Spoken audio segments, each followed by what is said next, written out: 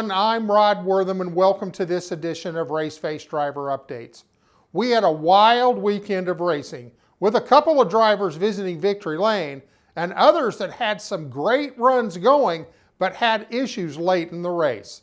Only one word is needed to describe where 5 of the Raceface drivers were, and that is Dega. But before we get to that results, let's take a quick lap around the high-speed bank track known as Talladega Superspeedway in this week's track lap with Fast Pasta, brought to you by Logitech.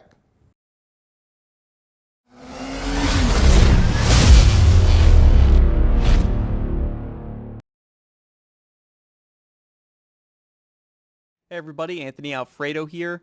Today's Logitech G track lap with Fast Pasta is going to be at the virtual Talladega Superspeedway.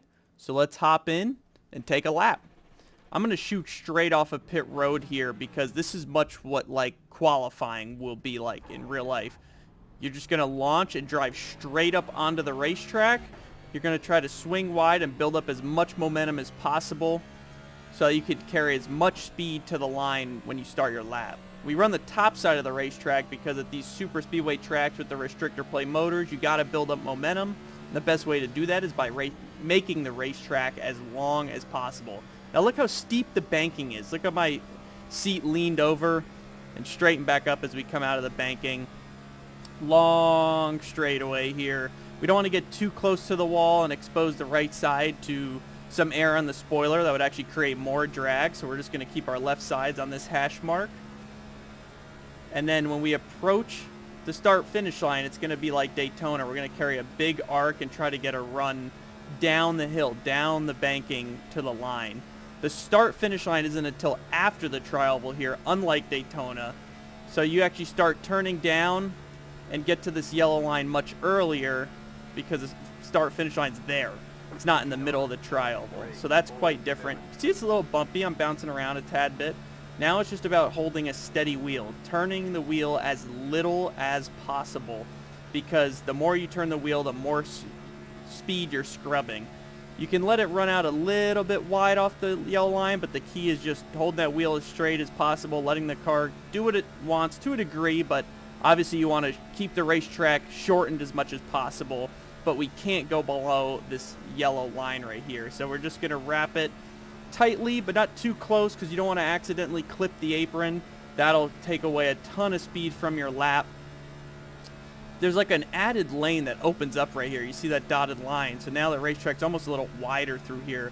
There's less banking down here on the tri-oval and it's bumpy, so you gotta be careful as you see me bounce around quite a bit there. Clutch in, shut the car off. Make sure we keep the engine cool on our way back to the pits. That's what a qualifying lap is like at Talladega. Obviously when we get into the pack and are racing with a group of cars, it's going to be hectic. We're going to be on top of one another going speeds of upwards and over 200 miles per hour, very close together. It's some of the most exciting racing for the fans and the drivers, so I hope you all tune in and enjoy it this weekend.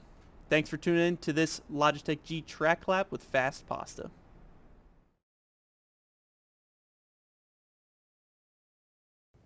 Thanks, Anthony. We start off with Jesse Love, who was making his second start at a super speedway in the ARCA Menard Series in his number 20 Yahoo Toyota Camry. Jesse qualified second, ran in the top 5 the entire race, and parked it in Victory Lane. Here's a pretty cool video recap of that day.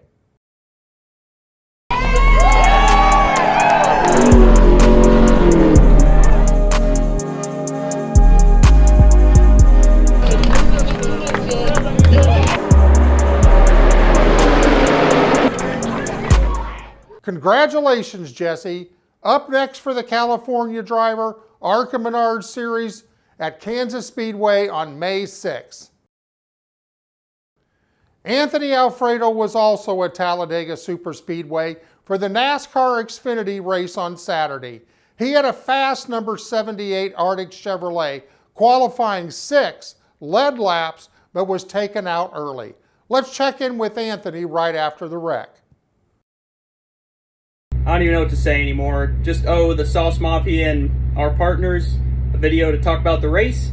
We had a really fast Arctic Outdoors Chevrolet Camaro, like we always do at super speedways. Led a bunch of laps early, showed we had a fast car. Definitely thought today was going to be the day. I know we could have won this one. Just got taken out early and a crash that should have never even happened. It was just over aggression, and I'm really disappointed, really frustrated right now. We punch above our weight every week, especially at these kinds of tracks. We keep outperforming the resources we have and over-delivering, honestly. So I know you guys see that. Thank you for supporting us. We'll get one at some point this year. It just wasn't meant to be today. So God's got a greater plan for us. Hope you guys enjoy the rest of the race. Tough break, but I know he will bounce back. Up next, the monster at Dover International Speedway on Saturday. Sheldon Creed rounded out the trio at Talladega in his Richard Childress #2 Whelen Chevrolet. Sheldon qualified second, finished stage 1 in second, stage 2 in 8th, and was battling for the lead in the second overtime that saw Jeb Burton beat him to the line by, get this, 0.113 seconds. So close, but no cigar. Up next, the Monster Mile on Saturday. We're going to take a short commercial break, and when we come back, we'll check in on Caden Honeycutt back in the late model stock. Grant Thompson, can he get his third win in a row? And Casey Klein pulling double duty on the West Coast. So stay right there, and we'll be right back with more results. Are you a driver looking for something new to show a potential sponsor? Then look no more. Raceface digital collectible cards are cutting edge. We take a simple photo and pair it with MP4 3D special effects to create a digital collectible card. It's working for other professional athletes, so why not you? Go to racefacedigital.com and click on driver enrollment and join the digital craze. Caden Honeycutt made his third start of the year in the Solid Rock Carriers Cars Tour this weekend at the famed Hickory Motor Speedway, where over 40 cars were entered for the Tough Shed 150 lap main event. Caden qualified fourth in his Mike Darn prepared Ford and ran in the top 4 for the entire race, bringing home a third place finish.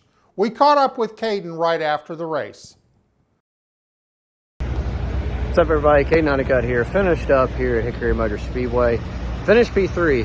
Had a good race car. We just didn't have anything for the 8 and the 77. They were just a little better than us.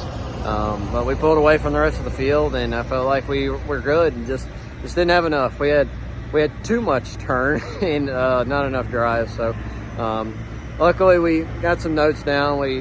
This is the first really true long run that's been on this race car. So good to have information and move on to the next race at Ace Motor Speedway.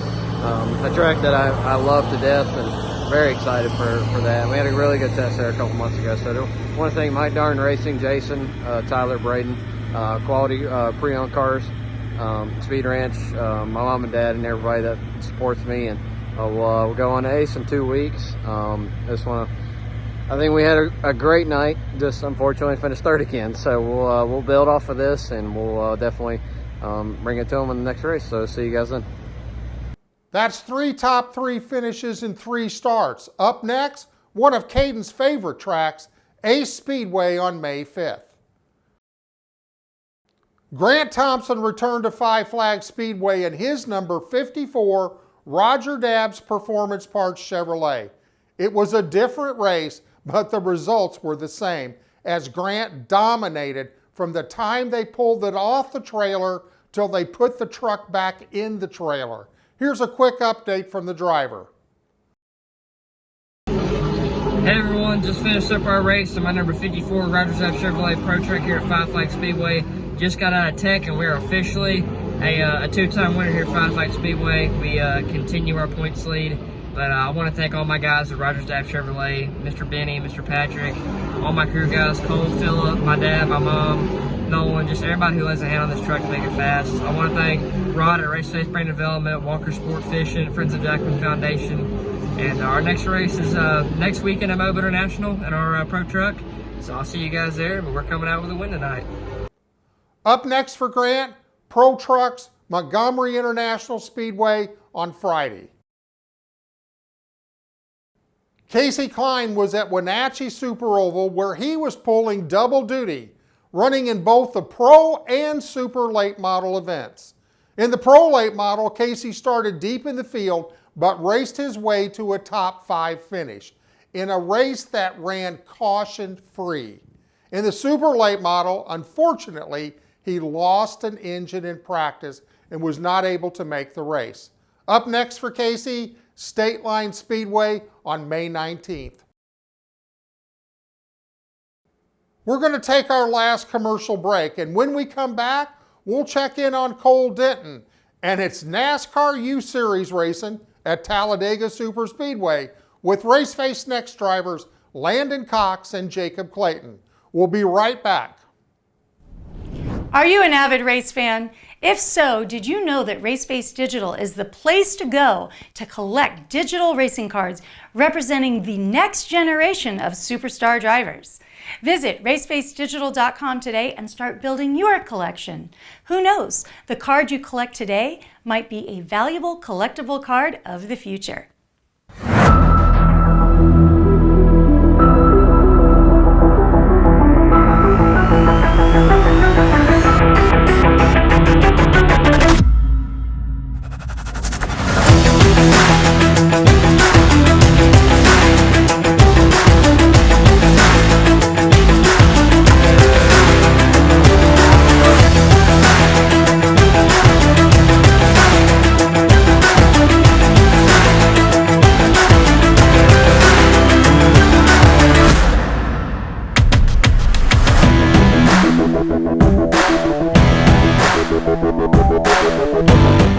Hi race fans, I'm Tegan Nolan, core midget driver in the NASCAR U-Series, and you're watching Raceface TV. Cole Denton returned to Chris Motorsports Park in his number 46 Legend car for the third time in 2023. Can the 12-year-old Mississippi driver find victory lane? Let's check up with Cole for the answer. Hey race fans, this is Cole Denton. Today we're at Chris Motorsports Park for a doubleheader and still learning the Legend car. I qualified 6th for the first race and there was a race monitor issue, so I was supposed to be 4th, but I started 6th. I worked my way up and crazy awesome battling because all the top competitors of Young Lions were here in the whole nation today, so it was super fun. I was getting my way up there and the third place car slid up and went off the track.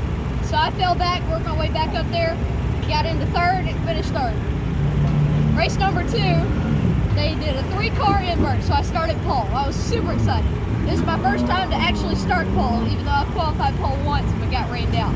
So we went into the second race, was running fast, running good, and I thought my car would be better on colder tires instead of hot tires. Well, it was actually better when the tires got hot. So I drove it a little bit too hard in run 1 with a great jump on the restart and slid out the track. 2 cars went by and I started working my way back up, fell back a little bit, had a super awesome race and finished 3rd again. And still learning the Legend car. So I was super excited with all the top competitors in the nation. I want to thank my mom and dad, my grandparents, Andy James at Podium Motorsports, Raceface Brand Development, the Friends of Jacqueline Foundation, Myers Construction, most importantly God. We'll see you next time, guys. Keep digging, young man. Up next for Cole, Lanier Raceplex for rounds 3 and 4 on Saturday and Sunday. Landon Cox was at Talladega for the NASCAR U-Series National 3-Day event. Landon won his heat race in his junior Honda and his junior Animal, then finished 5th in his junior 160, which moved all 3 cars into the A main on Sunday. In his junior Honda race, Landon was running 5th, coming out of the 4th turn, ready to take the checkered flag, but was spun out by another driver, resulting in a 10th place finish. In junior Animal race, he finished 4th, and in junior 160, he was involved in a big wreck on lap 1 and finished in 10th. Up next for Landon, NASCAR U-Series at Kansas Speedway on May 4th and through the 7th. Jacob Clayton also competed in his first National NASCAR Youth Series and was chosen to walk across the stage for the NASCAR Xfinity Series driver introduction, being paired with Daniel Hemrick. Jacob won his Heavy World Formula Heat Race and finished third in Heavy Honda, sixth in Unrestricted, putting all three cars in Sunday's main events. Sunday did not work out as planned, finishing seventh in Heavy Honda, sixth in both Heavy World and Unrestricted. Up next for the Alabama driver, more NASCAR Youth Series at Kansas Speedway on May 4th and through the 7th. Other drivers seeing action this weekend include Topeka, Kansas, Tegan Nolan, who will be at Kansas QMA on April 30th. And our newest Raceface Next driver, Clayton O'Toole, will be slinging some dirt in his quarter midget at Keystone QMRC on Sunday. Clayton, welcome to the Raceface family. Well, that's it for this week's Raceface driver updates. And remember, if you've missed any of our shows, you can get caught up at raceface.tv on demand and racingamerica.com. Don't forget to follow us on social media.